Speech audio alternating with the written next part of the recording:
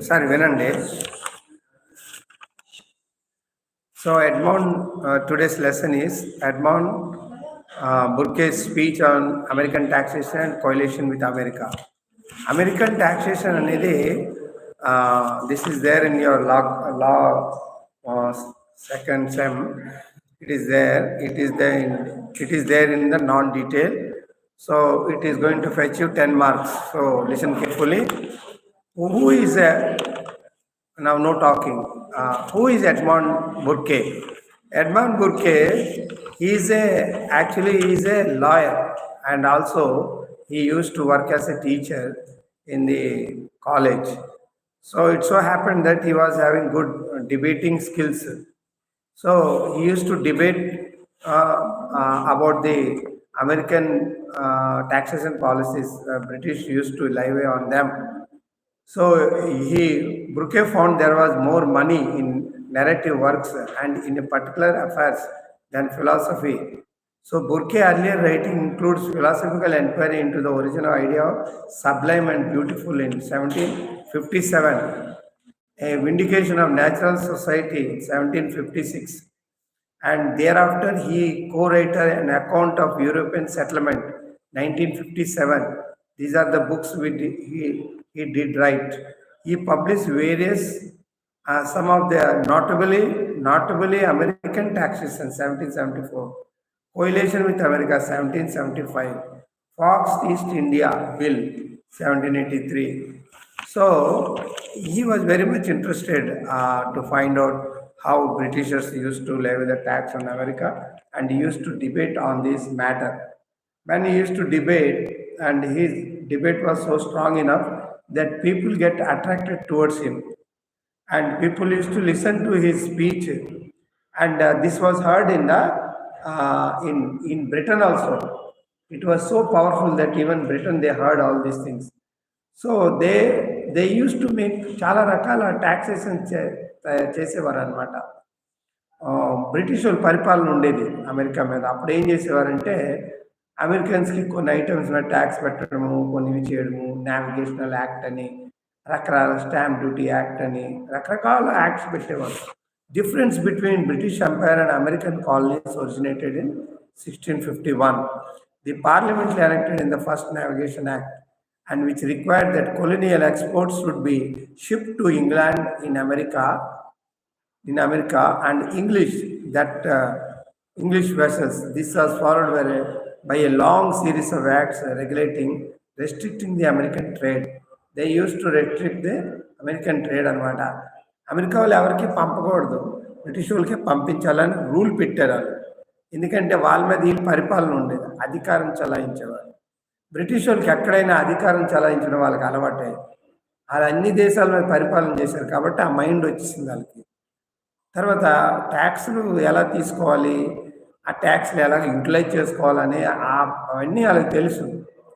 So కాబట్టి వారు ruling చేసేవారు. In 1696 order of expedite the business of taxation establish a better method of ruling the colonies. They establish the taxation method to rule the colonies. కాలనీస్ని rule చేసే విధానం కూడా వాళ్ళకి బాగా తెలుసు. వాళ్ళు అందుకే ఆయన రోజు పరిపాలించగలిగారు. వాళ్ళు ఎప్పుడు రూలింగ్ మైండే అనమాట. నేటి వరకు కూడా Bard was appointed called a Lord of Commons for the trade of plantations, and the royal governor found it is Bard ready sympathizer and not slow to report the grievances and insist upon the stringent regulation enforcing the obedience. Obedience అంటే వాళ్ళ మాట వినలేదు అనుకోండి, వాళ్ళు అప్పుడు according to British rule లా ప్రకారంగా punishment ఇచ్చేవారు. వాళ్ళు ఏం చేసేవారు, పోలీసు వచ్చి వాళ్ళని ఎత్తుకెళ్ళిపోయేవారు, వాళ్ళు జైలు వేసేవారు. వాట్ ఆర్ ద చార్జెస్ అంటే the charge rebel against the British empire, అదో ఛార్జ్, అదో రకమైన ఛార్జ్ వాళ్ళ మీద పెట్టడం, జైల్లో తోసేవారు, అలా చేసేవారు. సో అందుకే ప్రజలు భయపడేవారు అనమాట. వాడు ఏంటి చేశారంటే జార్జ్ III ఆడేం చేశాడు తెలుసా, నావిగేషన్ యాక్ట్ అని ఒకటి తయారు చేశాడు. అలాగే రిట్ అసిస్టెంట్ 1761లో ఒకటి ఇష్యూ చేశారనమాట. ఈ జార్జ్ III వచ్చి నావిగేషనల్ యాక్ట్ అని పెట్టాడు. ఆ తర్వాత వచ్చేసి the support of the encouraging his ministers the king was prepared to put an operation of policy regulating affairs of America, writ of assistance అని 1761లో ఒకటి పెట్టారు. దీన్నే వచ్చే కాలంలో స్టాంప్ డ్యూటీ యాక్ట్ కింద మార్చారనమాట. Stamp duty act 1765. సో ఇలాగా వీళ్ళు ఒక్కొక్క ఇది పెట్టడం, దాని ద్వారా వాళ్ళు డబ్బులు తీసుకోవడం అలా చేసేవాడు. ఈ బుర్కే ఏం చేసేవాడంటే use to oppose all these things. Burke was a debater. In fact వాడికి ఒక గవర్నమెంట్ జాబ్ ఉండేది. ఆ గవర్నమెంట్ జాబ్ ఏంటంటే దేన్నైనా సరే వాడు ఎదిరించే కెపాసిటీ ఆడికి ఉండేది. దానికి అమెరికన్ సైడ్లో వీడికి సెలెక్ట్ చేశారు. బ్రిటిష్ వాళ్ళు చాలా తెలివైన, మీకు అందరికీ ఒక రిప్రజెంటేటివ్ పెట్టేసి ఆడితో వాదిస్తారు, మీతో వాదించారు అనమాట. టైం వేస్ట్ అని తెలుసు వాళ్ళకి. సో ఆ రిప్రజెంటేటివే Edmund Burke. Burke practical thinking and dispute between British Parliament and North America colonies began with the situation not of making, that is to say, rejection of the stamp duty by the colonists. Colonists ఏం చేశారు, stamp duty మాకొద్దు అని rebel చేశారనమాట. ఈ rebel చేసిన తర్వాత అది Burke support చేసేవాడు ఇవన్నిటికీ. So Burke was A representative American taxation policies and he used to criticize every bill of Britishers. Burke's speech on American taxation. So American taxation was a speech given by Edmund Burke in British House of Commons in April 19, 1774. Page number 90 మనం చదువుతున్నాం. You also follow accordingly. So advocating the full repeal of the Townshend of the Revenue Act in 1767, Parliamentary had previously repealed 5-6 duties and revenue tax on American colonies. వాళ్ళు ఏం చేశారు, British వాళ్ళు కొన్ని ఐటమ్స్కి repel act చేశారు. Repel act అంటే దాని మీద tax లేదు అని చెప్పారు. అదే ఆ టీ ఒకటి ఎగ్జాంపుల్, టీ ట్యాక్స్ ఎక్కువ మీకు ఎగ్జామ్లో ఇది వస్తుంది, రిపెల్ ఆఫ్ టీ ట్యాక్స్ అని వస్తుంది. గుర్తుపెట్టుకోండి, పేజ్ నెంబరు 91లో ఉంటుంది. The act of 1963 grant tea duty set forth in preamble that was the expedient to raise the revenue in America for support of the civil government thereon. Tea tax వచ్చేసి repeal చేశారు, అంటే దాన్ని తీసేశారు. తీసేసిన తర్వాత వేరే వస్తువులు పెట్టారు. దాన్ని ఎందుకు తీశారని వీడు ప్రశ్నించాడు. వీడు ఒక క్రిటికల్ పర్సన్ అనమాట. ఎవరు, Richard Edmund Burke was a very critical. His talking was so critical that they could not understand అనమాట.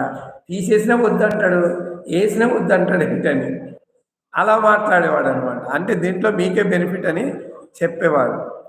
యాక్చువల్లీ అక్కడ నేను డబ్బులు తెచ్చుకొని వీళ్ళు బ్రిటిష్ గవర్నమెంట్ వీళ్ళు వాళ్ళకి ఆస్తులు పెంచుకునేవాళ్ళు, అంటే బ్రిటిష్ గవర్నమెంట్ యూజ్ చేసేది money. So they don't like Burke question what will be the answer of question why did government venture to repeal the duties upon glass, paper, painter, car. Insolvents would be produced in America with the concession provided by Ripple. అంటే ఎందుకంటే మీరు తీశారు, దీనివల్ల మీకేట్ లాభం అని అడగడం మొదలెట్టాడు. ఆయన ఎక్కువ ఆర్గ్యుమెంట్ చేయడం అలవాటు అనమాట. ఆడికి ఆర్గ్యుమెంట్ చేయడంలో ఒక బెనిఫిట్ ఉంటుంది. ఏంటి బెనిఫిట్ ఉంటుంది చెప్పండి, మనకి క్వాలిటీ పెరుగుతుంది. ఆర్గ్యుమెంట్ అంటే బేస్లెస్ ఆర్గ్యుమెంట్లు చేయకూడదు. ఆర్గ్యుమెంట్ చేస్తే దానికి ఒక బేస్తోనే ఆర్గ్యుమెంట్ చేస్తే నువ్వు గెలుస్తావు అని బుర్కే కాలడు ఉండేవన్నమాట ఆ క్వాలిటీలు. కొంతమందికి వాళ్ళతో ఆర్గ్యుమెంట్లు ఎవరూ గెలలేరు, అలాంటి క్వాలిటీలు ఉంటాయి.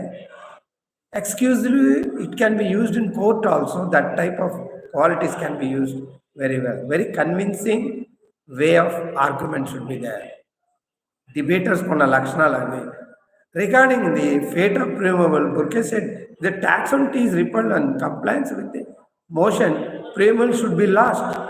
When this deep to understand the object act of God already suffer was purging the state of book and opprobrium of an empty and absurd and false recital. ఏమన్నాడు, మీరు చేసే పనులన్నీ అబ్సర్డ్ అంటే మంచివి కాదు, ఫాల్స్, ఏదో మీరు ఫాల్స్ ఏదో మాకు సాయం చేసినట్టు మాట్లాడుతున్నారు, అది కాదు అని నిరూపించేవాడు. ఓకే, వీడు బట్టి ఏం జరిగిందంటే ఒకసారి వీడు హౌస్ ఆఫ్ కామన్స్ బ్రిటన్ వెళ్ళి కూడా స్పీచ్ ఇచ్చాడు. వీడు అంత వాడు powerful person. He was not a representative of House of Commons, but he was called from all over America to speak about the taxation of America. అర్థమైందా? ఒక teacher అయి ఉండి అంత పవర్ఫుల్ పోస్ట్కి వెళ్ళడం అంటే అది సామాన్యం కాదు. అని మాటలు అలా ఉంది. కొద్దిమంది మాటలు ఎలా ఉంటాయంటే దేశాన్నే మార్చేస్తుంది. అలా ఉంటాయి మాట. కొద్దిమంది మాటలు నిద్రపోయినట్టు కాదు, మాట్లాడుతుంటే మనకి నిద్ర వచ్చినట్టుగా ఉంటుంది. వాళ్ళు మొదలెడితే చాలా నిద్ర వచ్చేస్తుంది. There is no inspiration when they talk, and there is no point to understand while they talk, you know. So, but Burke అలాంటి వాడు కాడు. వాడు మాటల్లో చాలా దమ్ము ధైర్యం ఉండేది. Repeal of commercial principles. Burke argues the repeal of the tax on the tea destroys all British government in America. Why is that had happened with the previous repeal of taxes? Tea అనేది చాలా important commodity. British వాళ్ళట tea లేకుండా ఉండలేకపోయేవారట. వాళ్ళు coffee and tea very important commodity in British. అలా అందుకే ఏం చేశారు, దాని మీద ట్యాక్స్ తీసేశారు. ఏంటి ట్యాక్స్ తీసేస్తే అది మనకి ఎక్కువ వచ్చేస్తుందని ఉద్దేశంతో. కానీ దాన్నే వీళ్ళు ఏం చేశారంటే అడ్వాంటేజ్గా తీసుకున్నారు అమెరికా వాళ్ళు. కావాలని టీ పొళ్ళన్నీ తీసుకెళ్ళి నీటిలో పడేశారు. బోత్సాన్ అని ఒక పోర్ట్ దగ్గరే ఎప్పుడైతే వీళ్ళు ట్యాక్స్ అడిగారో, మాకు అక్కర్లేదులే, మేము మీకు పంపించము, మాకు అవసరం లేదని నీటిలో పడేశారు. First rebellion against British government. అదే మొదటి ఫైటింగ్ అని స్టార్ట్ అనమాట. అదే వాళ్ళు ఫ్రీడమ్ కూడా ఇప్పించింది వాళ్ళకి. సో అమెరికన్ ఫ్రీడమ్ వచ్చే విధానం ఏంటంటే టీ బాక్సెస్ నీటిలో పడేసింది అదనమాట. Okay. So Burke stated the objection of the repeal of the tax on tea was a commercial principle, had no validity, and everyone knew it is several articles which the tax was repealed were filter object of duties, and tea that was left taxed infinitely less liable to be eluded by the counter brand. అంటే వీళ్ళు ఎలాగా plan చేసేవారంటే tea tax తగ్గించి వేరే దాని మీద tax పెంచడం, దాన్ని కాంపిటీషన్ తగ్గించడం, దాన్ని సేల్ లేకుండా చేయడం అలా చేసేవారు బ్రిటిష్ వాళ్ళు. There was no brand which can replace tea అనమాట. అట్లా ఉండేది. సో ఇవన్నీ ఈడు అబ్జర్వ్ చేసుకొని రాసుకొని ఈడు ఫైట్ చేసేవాడు. Burke agreed that commodity of tea would bear a imposition of 3 pence, but no commodity would bear 3 pence, would bear a penny, and general feeling of men irritated. 2 million people are resolved and got to not to pay. So feeling the colony were formally the feeling of Great Britain, it was the weight of the preamble became so fond that could the weight of the duty that Americans are unable willing to bear. So వీళ్ళకి కనబడకంటే వాళ్ళు ట్యాక్స్లు వేసేసేవారు. అది inside taxes వేసేవారు. వీళ్ళకి అర్థమయ్యేది కాదు. So అందుకోసమని Americans were not happy with taxation of British people. So they rebelled against them. అది మీరు రాయాలి ఎగ్జామ్లో. మీరు 91 పేజ్ నెంబర్ 91, 92 పూర్తిగా రాస్తే 10 మార్కులు వస్తాయి. వాడు గ్యారంటీ అడుగుతాడు. నౌ యాక్ట్ ఆఫ్ నావిగేషన్ అంటే ఏంటి? పేజ్ నెంబర్ 93లో act of navigation is a cornerstone of policy of British regarded colony policy. కాలనీని స్ట్రీమ్ లైన్ చేయడానికి నావిగేషన్ యాక్ట్ పెట్టారు. అసలు నావిగేషన్ యాక్ట్ అంటే ఏంటి చెప్పండి? ఏ వస్తువులు ఇటు వెళ్ళాలి, అది నావిగేషన్ యాక్ట్. అన్ని బ్రిటన్కి పంపించాలట, అక్కడి నుంచి వాళ్ళు పంపుతారట వేరే ప్లేస్. ఇది నావిగేషనల్ యాక్ట్ వాళ్ళు తయారు చేశారు. So that American trade was hampered due to navigational act అని. ఎవరు పెట్టారు నావిగేషనల్ యాక్ట్? జార్జ్ III పెట్టాడు. అర్థమైందా? ఆ రాజు జార్జ్ III పెట్టాడు. So raising the revenue from America, this was the main policy to run British government. They use to raise the money from America, India, అన్ని దేశాల నుంచి రైజ్ చేసేవారు, south Africa.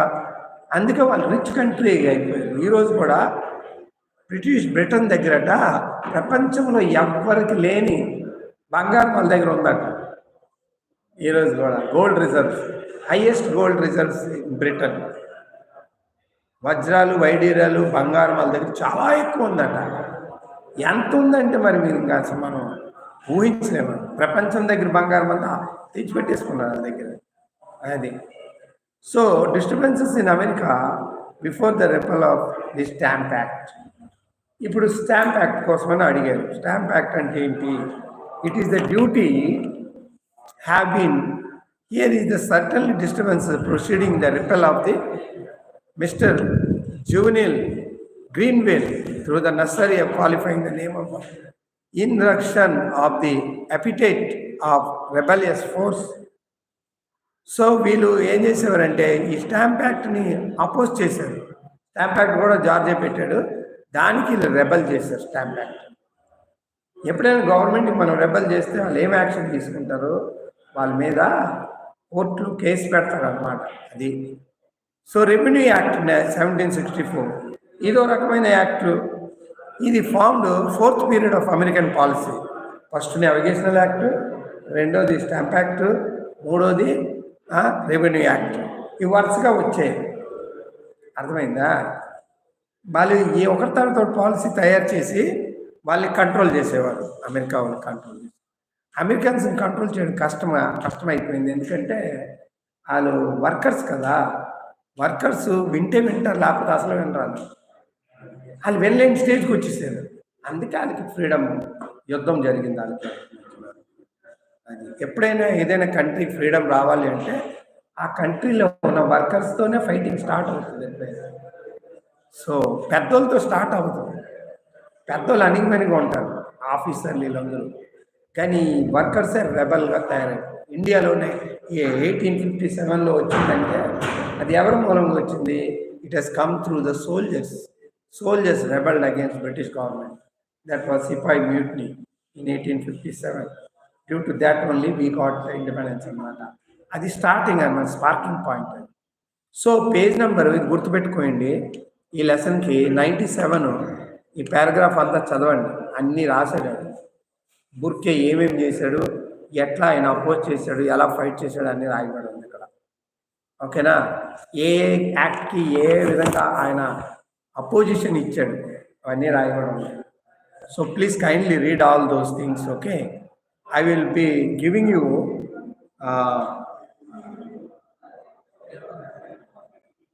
even in the book also you can see. Book lo kuda meer చూడొచ్చు. Burke's speech on coalition with America. Introduction. What is the introduction? Burke's speech on the American taxation 1774. A little immediately effect and the situation of American worsened, but Burke continued to think and speak about the regulation of Britain with her colonies. Those culminated in a speech known as Speech on Moving Resolutions and Coalition with America on March 22 and 1775. ఈడెప్పుడు ఊరుకుండేవాడు కాదట, ఎప్పుడు ఏదో మాట్లాడుతుండేవాడు, magazines publish చేస్తుండేవాడు against British. చూసారా ఎంత చక్కగా అక్కడ రాయబడి ఉంది. ఈ stressed on the practical idea that the British government should do whatever it took restore the relation with American colonies and to disagreement over the legal issue should not be allowed to damage empire, and the suggestion coalition instead of coercion and restrainment. ఇప్పుడు రెండు పదాలు ఉన్నాయి, కోరిషన్, cancellation. Conciliation అంటే ఏంటి? To conciliate means what? To వాళ్ళతో మాట్లాడి వాళ్ళతో సమాధానం పడి ట్యాక్స్లు వేయాలా, అట్లా కాకుండా వీళ్ళు ఓన్గా చేసేవారు. They used to follow coercion, not coalition, conciliation. మీరు ఏదైనా వర్కర్స్తో డీల్ చేయాలంటే అలా డీల్ చేయాలా, కాన్సిలేషన్ ద్వారా మీరు డీల్ చేయాలా, అది నేర్చుకోవాలి ముందు. అలా కాకుండా ఓన్ డిసిషన్ తీసుకోబట్టి అది బాగులేదు అని ఎడ్మండ్ బుర్కే చెప్పాడు. So that's he did not like the existing situation in American colonies.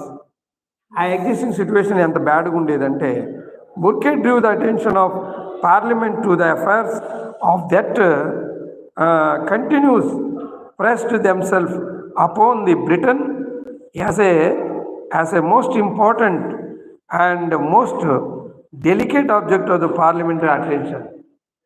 So parliamentary వాళ్ళు రెండు భాగాలు ఉంటాయి. ఈ రెండు భాగాలు కూడా ఒక భాగం కాలనీస్ కోసం ఆలోచించాలా, కాలనీస్ కోసం ఆలోచించేవారు ఎవరు లేదు.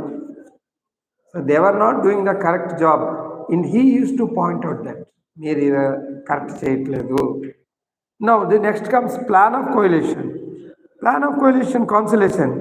Burke said that the plan of conciliation was admissible. Admissible అంటే అది అగ్రి అవుతుంది.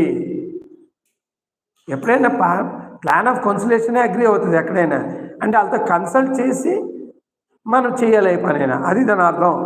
First the house is expecting the resolution moved by the noble lord and had admitted and notwithstanding the eminence front of their address. ఈ House of Lords, House of Commons రెండు ఉండేవి కదా బ్రిటన్లో.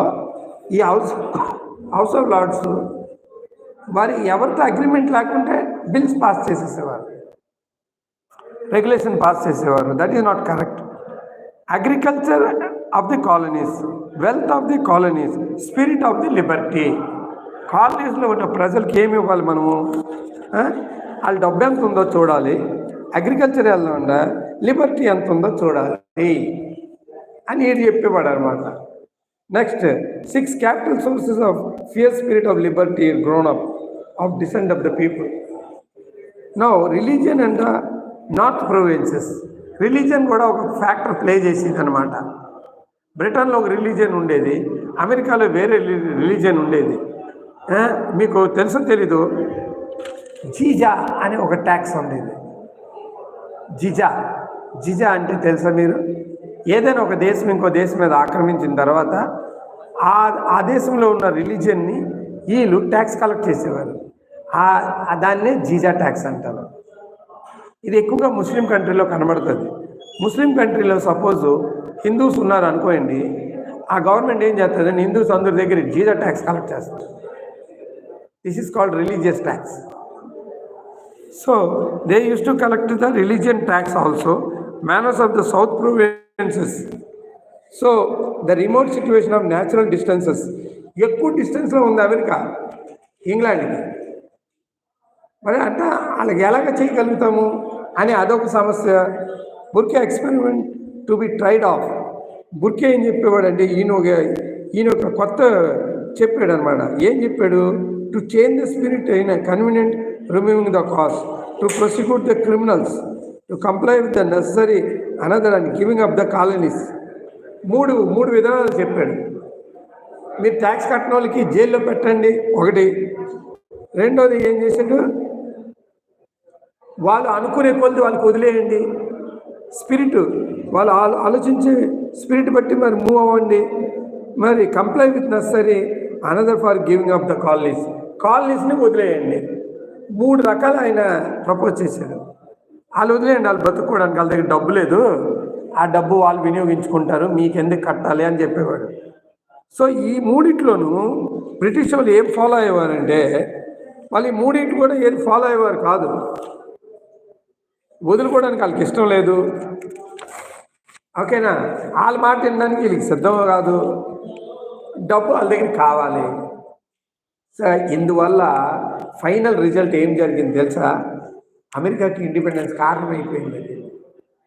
So America got independence in later stage, but in the initial stage sir Edmund Burke speech played a major role in American getting independence.